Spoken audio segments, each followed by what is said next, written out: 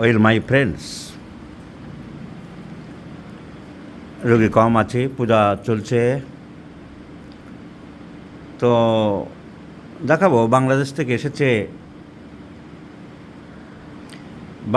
এসেছে মোহাম্মদ ফজলুর রহমান। নওগাঁ। কোথায় থাকো? নওগাঁ। নওগাঁ জেলায় থাকে ফজলুর রহমান, বয়স 37। ফজলুর রহমান কেন এসেছে এত কষ্ট করে সুদূর বাংলাদেশের নওগাঁ থেকে? কারণ ওর চেহারা খারাপ হয়ে যাচ্ছে, দিন দিন চেহারা খারাপ হয়ে যাচ্ছে। সমস্যা একটাই, যে কারণে চেহারাটা খারাপ হচ্ছে, পেটের গণ্ডগোল লেগে আছে। এখন বয়স বলছে 37, কিন্তু প্রায় 20-22 বছর ধরে এরকম চলছে। তার মানে 15-16 বয়স, 17 বছর যখন বয়স, তখন থেকে এরকম চলতে যাচ্ছে। খালি পেটে বাড়ে, ডাক্তারবাবুরা কেস টেকিং করেছে, দেখা যাচ্ছে যে খালি পেটে সমস্যাগুলো বাড়ে। আরও নানা রকম লেখা আছে। লবণ খায়, মিষ্টি পছন্দ করে, কিন্তু সহ্য হয় না। পায়খানাটা 1 দিন 2 দিন পর পর হয়। তো পায়খানাটা কি শক্ত হয় না আমাশার মতন হয়? আমাশার মতো। পায়খানাটা কিন্তু আম ভাব আমাশার মতন হয়, অথচ রোজ হয় না, 2-1 দিন বাদ যায়। চেহারা খারাপ হয়ে যাচ্ছে। কাঁচা নুন পাতে খায়। মিষ্টি আমাদের যে ডাক্তারবাবু লিখেছেন তিনি লেখেননি, কিন্তু আমি জিজ্ঞাসা করে জানলাম মিষ্টি খায়, খেলে সহ্য হয় না। মিষ্টি খেলে কি হয়? মিষ্টি খেলে অ্যাসিডিটি বাড়ে, এতে করে বুক জ্বালা পোড়া করে। বুক জ্বালা পোড়া করে, অন্য কিছুর সমস্যার সৃষ্টি হয়। তাহলে মিষ্টি সহ্য হয় না। মাথায় একটা আঁচিল আছে, আঁচিলটা দেখাও দেখি। মাথায় একটা বড় আঁচিল দেখা যাচ্ছে, একটা ফ্ল্যাট ওয়াট আছে, আর মুখেও তো একটা মোল আছে, সো সাইকোসিস ইন দ্য ব্যাকগ্রাউন্ড। তাছাড়া রাত্রেবেলা উড়ে যাওয়ার স্বপ্ন দেখো, ড্রিমস অফ ফ্লাইং। আমি এর আগে দেখেছিলাম, এখন স্বপ্ন দেখি না। এখন অত দেখে না, আগে দেখতো। এখন এই পেশেন্টের জন্যে আর কষ্টগুলো শরীরের বাম দিকে বেশি আছে। কষ্টগুলো শরীরে কোন দিকে বেশি মনে হয় তোমার? বাম দিকে বেশি আছে। তাহলে এরকম পেটের আমাশায় মতন ভুগছে, আমাশা জাতীয় পায়খানাতে অনেক দিন থেকে ভুগছে। শক্ত পায়খানা খুব একটা হয় না, শক্ত পায়খানা খুব একটা হয় না, আমাশা জাতীয় রোগে ভুগছে। এবং বর্ষাকালে তুমি বলেছো বেশি হয় পেটের গোলমালটা। বর্ষার সিজনে আমার বছরে একবার অন্তত ডায়রিয়া হয়। বর্ষাকালে একবার ডায়রিয়া হয়। সো পেটে কোনো ব্যথা থাকে না। পেটে কোনো ব্যথা থাকে না, পেটে ভুটভাট শব্দ হয়। হ্যাঁ, এবং ঘুরে বেড়ায় ফ্লোটিং। অ্যাসিডটা ঘুরে বেড়ায়। তো এবং কোনো দিকে যায় না, নিচের দিকে কোনো দিকে যায় না, এই সমস্যাটা আরও বেশি। আমাশা বর্ষার দিনে মাঝে মধ্যে বাড়ে, পেটের মধ্যে ঘুরে বেড়ায়, গ্যাস। সারাদিন আমার এই সমস্যাগুলি বেশি। কোন সময়টা বেশি মনে হয় শরীর খারাপ? সকাল, দুপুর, সন্ধে, রাত্রি? সারাদিন আমার বেশি। সারাদিন এই সমস্যা থাকে। বাংলাদেশের Naogaon homeopathic medical college and হাসপাতাল থেকে, নওগাঁ হোমিওপ্যাথিক মেডিকেল হাসপাতালে ওষুধ প্রেসক্রিপশন হয়েছে ন্যাট্রাম সাল্ভ 0/1। খুব ভালো প্রেসক্রিপশন হয়েছে। বর্ষাকালে বাড়ে, আমাশার ভাব আছে, আঁচিল আছে, মোল আছে, অ্যান্টিসাইকোটিক ওষুধ একটা প্রেসক্রিপশন হয়েছে, কিন্তু রোগীর খুব একটা ইমপ্রুভমেন্ট হয়নি, ইমপ্রুভমেন্ট খুব একটা পায়নি। এছাড়া বাংলাদেশে আরও কিছু ডাক্তারকে দেখিয়েছে। কোন ডাক্তারবাবুকে দেখিয়েছিল, উনি সিএম ছাড়া কোনো ওষুধ ব্যবহার করেন না। অনেকগুলো সিএম পরপর দিয়েছে, কিন্তু কোনো কাজ খুব একটা কিছু হয়নি।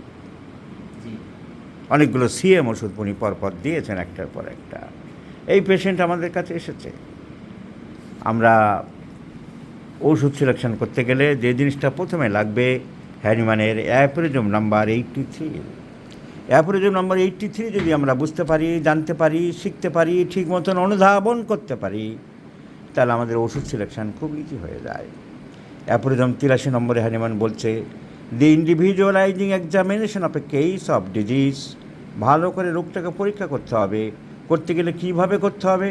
বলছে, I shall only give in this place general directions. আমি তোমাদের কিছু উপদেশ দিচ্ছি। The practitioner will bear in mind. তোমরা অবশ্যই এগুলো মনে রেখো। What is applicable in each individual case, what is applicable in each individual case, প্রত্যেকটা কেসে আলাদা করে তোমাদেরকে আমি শেখাচ্ছি। আমার এই বক্তব্যটা মনে রেখো। কী বক্তব্য উনি বললেন? নাথিং বাট, এমন কিছুই না, এমন কিছুই না। আমি ছোট্ট 4টে মাত্র পয়েন্ট তোমাদের বলছি, এইগুলো মনে রেখে তোমরা কেস টেকিং করবে। ফ্রিডম ফ্রম প্রিজুডিস, কোনো রকম তোমার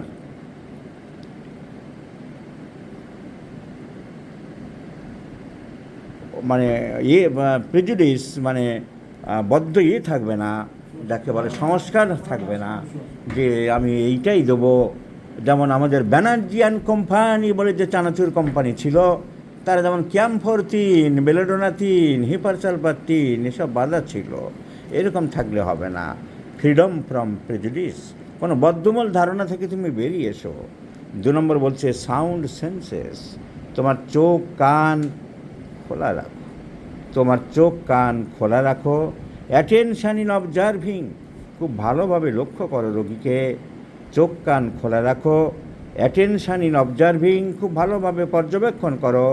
and fidelity in tracing the picture of disease, fidelity in tracing the picture of disease, রোগচিত্র অঙ্কনে বিশ্বস্ততা অবলম্বন করো।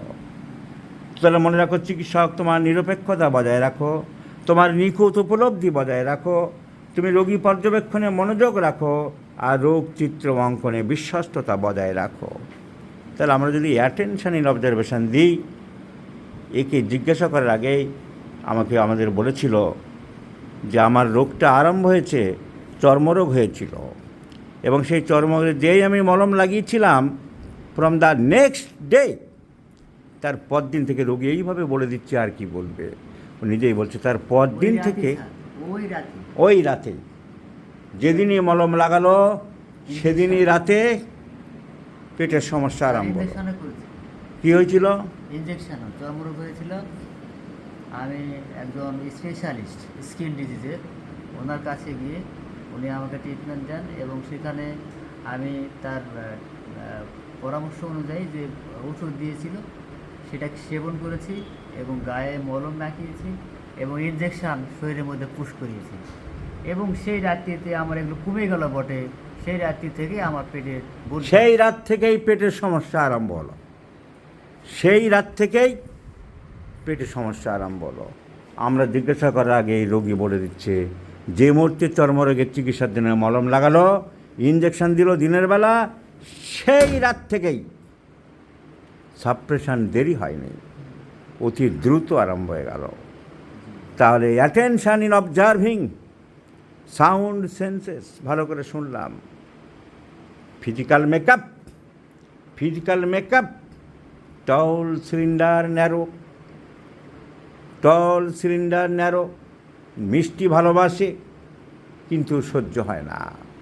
ডিজাগ্রি টু সুইটস, মিষ্টি সহ্য হয় না, যে কটা ওষুধ আছে সুইটস অ্যাগ্রাভেটস, তার মধ্যে একটা মেন ওষুধ হলো ব্রিমেস্টন। তো মিষ্টি খাও ইচ্ছা করে, কিন্তু সহ্য হয় না বলে আমি দূরে থাকি, সহ্য হয় না বলে আর খায় না। তো মিষ্টি সহ্য হয় না। লেফট সাইডেড কমপ্লেন্টস, রোগী বলছে আমার সব কষ্ট বাম দিকে বাড়ে, বাম দিকে মোলস, মাথা বাম দিকে আঁচিল, এবং রোগী নিজেও উপলব্ধি করেছে রোগীর উপলব্ধি সব থেকে দামি, সব থেকে মূল্যবান। কোন দিকে বেশি কষ্ট বললে? বাম দিকে বেশি কষ্ট।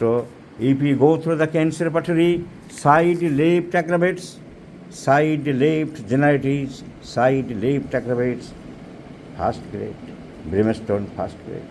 Side right aggravates, brimstone, first grade.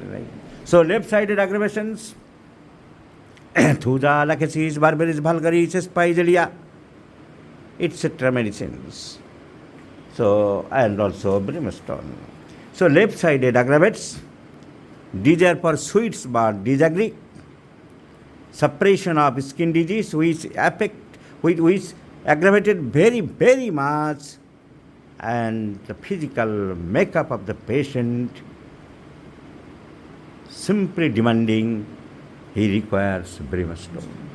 So brimstone is the choice of remedy and not the natrum salve. Natrum sulph palliate করতে পারে। আপাত দৃষ্টিতে মনে হয়েছে আমাদের ন্যাট্রাম সাল্ফ, কিন্তু ন্যাট্রাম সাল্ফ রোগীর ইতিহাস বলছে, রোগীর সিমটোমেটোলজি বলছে, রোগীর টোটালিটি বলছে, রোগীর ফিজিক্যাল মেকআপ বলছে, রোগীর সাইড অ্যাগ্রাভেশন বলছে, রোগীর ফুড অ্যাগ্রাভেশন অফ সুইটস বলছে, এবং the onset of the disease, the cause of the disease, from the very beginning of the same day after suppression of skin disease. So brimstone is the choice of medicine, my friends. So I do like to prescribe brimstone in 50 millisiemens scale of potencies, and I do believe the patient will definitely improve. তুমি নিশ্চিন্তে সুস্থ হয়ে যাবে। আপাতত খাবার দাবারের মধ্যে তৈলাক্ত জিনিসটা খাবে না, মাংসটা বন্ধ রাখো কিছুদিন, ঘি, মাখন, দুধ, বাদাম, নারকেল এসব সহ্য হয় না আমার। এগুলো একদম খাবে না। কাঁচকলা তরকারিটা বেশি খাবে, কাঁচকলা আর আলু, ছোটো ছোটো মাছ খাবে। আমি কয়েক মাসের মধ্যে তুমি নিশ্চিন্তে সুস্থ হয়ে যাবে। এবং ওজন আমরা রাখছি, ওজন দেখে ওজন বাড়ি আমরা দেখিয়ে দেবো। ওজন বাড়া, ঘুম ভালো হওয়া, খিদে ভালো হওয়া is the general indications of the improvement. একটা পেশেন্টের ইমপ্রুভমেন্ট হচ্ছে সব দিক দিয়ে ভালো আছে, বুঝবে কী করে? নাম্বার ওয়ান, হ্যাপিনেস, মানসিক দিক দিয়ে ভালো আছে। আর ফিজিক্যালি বুঝবো যে তার ফিজিক্যাল অ্যাক্টিভিটিস ভালো, ঘুম ভালো হচ্ছে, খিদে ভালো হচ্ছে, আমার শরীরের মধ্যে অলসতা নেই। এবং ওজন, যার ওজন বেশি আছে অ্যাবনর্মাল, তার কমবে, যার নর্মাল নেই, লো আছে, তার বাড়বে। ওজন মেশিন আনো, দেখিয়ে দেবো, আমরা দেখে রাখবো। তো ওনার ওজন দেখছি আমরা 41 কিলোগ্রাম ওজন, 41 কিলোগ্রাম ওজন আমরা দেখে রাখলাম এবং লিখে রাখলাম। দেখা যাক ওজন বাড়ছে কি না।